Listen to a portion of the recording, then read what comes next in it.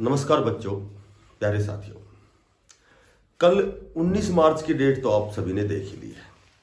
लगातार डेट पे डेट दी जा रही है।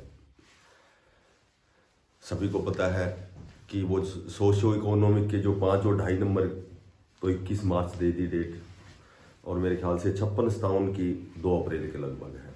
2 अप्रैल है।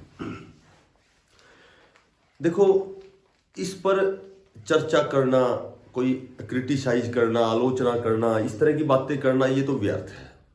केवल हम यही मान सकते हैं कि जो भी होगा वो अच्छे के लिए होगा, क्योंकि जिस बच्चे ने परिश्रम किया है, बढ़िया तैयारी की है, तो मेहनत कभी जाया नहीं जाती, उसका फल तो आपको मिलेगा। आज मैं एक छोटी सी अपडेट लेके आया हूं आपके साथ, जो भारतीय पशुपालन निगम जो लिमिटेड है, BPNL में है। इसमें 1125 पदों पर फिलहाल भर्ती निकली हुई है। फिलहाल ऑनलाइन आप उसमें अप्लाई कर सकते हो,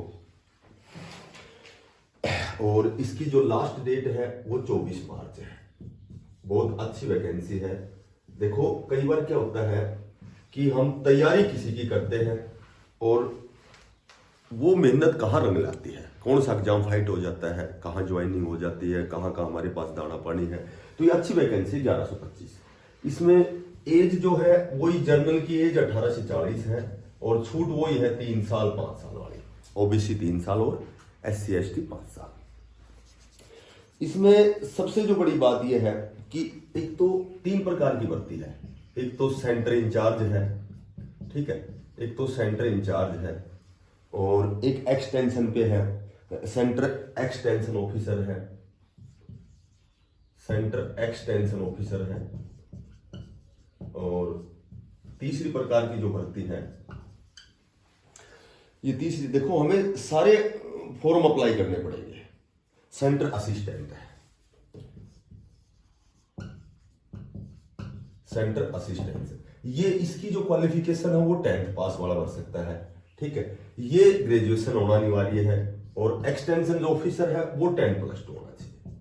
अब इसमें बात करें हम कि सेंटर जो इंचार्ज है, इसकी तो सेंटर इंचार्ज की 120 वैकेंसियां हैं, ठीक है। और उसके बाद में एक्सटेंशन है जो +2 पास पे है, ये 250 वैकेंसियां हैं। और ये 10वीं पास की है, ये अच्छी वैकेंसी है। इसमें एग्जाम भी नॉर्मल आएगा, और इसमें 750 पदों पर भर्तियां निकली हुई है।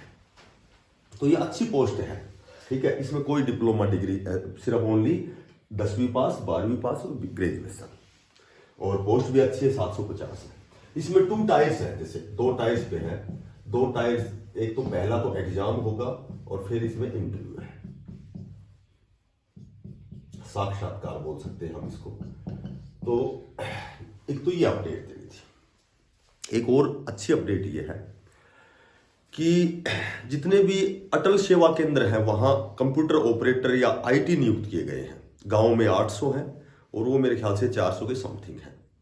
तो जो भी फॉर्म अप्लाई करते समय जितनी भी टेक्निकल जो भी हमें खामियां होती थी, गलतियां होती थी, उनको उनकी सहायता के लिए अलग से हेल्प डेस्क बनाई गई है। अटल जो सेवा केंद्र हैं उनमें अलग से हेल्प डेस्क बनाई गई है, जहां IT नियुक्त किए गए हैं, ठीक है। तो एक तो जो भी आपसे माइनर और मेजर मिस्टेक होती थी, इसकी वजह से कई बार बच्चों के रोल नंबर नहीं आते थे, और कई बार कैटेगरी गलत होने के बाद में जो परिणाम था, वो भी, जो रिजल्ट आते थे वो भी प्रतिकूल आते थे। तो उनके लिए स्पेशल कंप्यूटर ऑपरेटर नियुक्त किए जाएंगे, ठीक है। एक ये भी अच्छी बात है। और कल जो 21 मार्च है, इसमें मैं यही कह सकता हूं कि कोई चीज हम जब बिना होमवर्क के उसको इंप्लीमेंट करते हैं तो वहां दिक्कत आती है। मैंने पहले भी कई बार बताया आपको कि जो CET प्री था, उसमें जो 4 गुना किए गए, ठीक है, वो केवल वार्ताएं और मंत्रणाएं और बातें करके की गई, ओनली बैठक कर ली और उनको लागू इंप्लीमेंट कर दिया, तो वहां वो गलतियां हो गई। तो देखो, कयास तो ये भी लगाए जाते हैं कि ये भर्तियां रद्द होंगी, उसके बाद में केवल एक कॉमन CET लिया जाएगा, उसके अकॉर्डिंग पोर्टल खोल करके फिर नियुक्त किए जाएंगे। अब क्या होना है वो भविष्य के गर्भ में है, क्या होगा क्या नहीं होगा, लेकिन इतना जरूर होगा कि जिस बच्चे की मेहनत उसकी सफलता के बराबर हो गई, उस बच्चे को नौकरी मिलेगी। कोई ऐसा कोई रास्ता निकलेगा बीच का कि रिजल्ट भी आएगा, HSSC-D ग्रुप की वेटिंग लिस्ट भी आएंगी 3-4, और ये जो इंतजार है, बोला वो कहते हैं ना, बोला सुबह होने से पहले घना अंधकार होता है, तो वो घना अंधकार है, सुबह तो फिर भी होती है। तो तुम्हें फायदा तो मिलना है, तुम्हारा जो परिणाम है वो पॉजिटिव आना है, लेकिन देखो समय कितना लगता है। बोला नाकाम होना कोई बहुत बड़ी बात नहीं है, नाकाम होना कोई अभिशाप नहीं है, बशर्ते कि हम उनसे कुछ सीखें।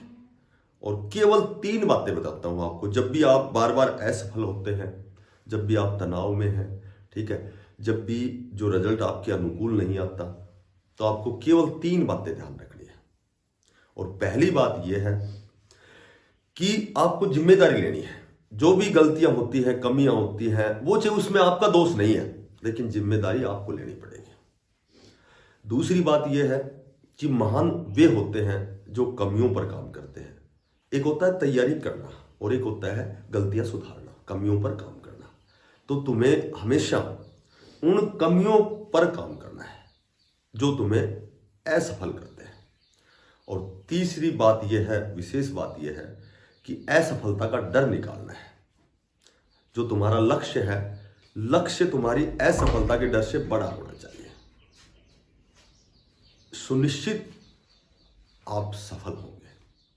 एक आपसे छोटी सी रिक्वेस्ट है कि साथियों के कहने से मैंने, आप दिखाई दे रही होगी ये जो है ना ये स्क्रीन, और उसके बाद में ये मैं लेके आया हूँ अभी, ये 1-2 दिन में इसको हम लगा देते हैं।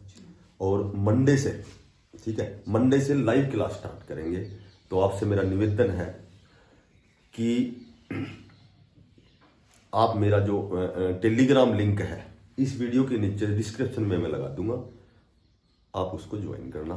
मंडे से हम ऑनलाइन क्लासेस प्रारंभ करेंगे, math, reasoning, Hindi, computer science, GK, English, सभी क्लासेस टाइम मैं आपको बताता रहूंगा, ठीक है। सभी साथियों को हृदय से धन्यवाद।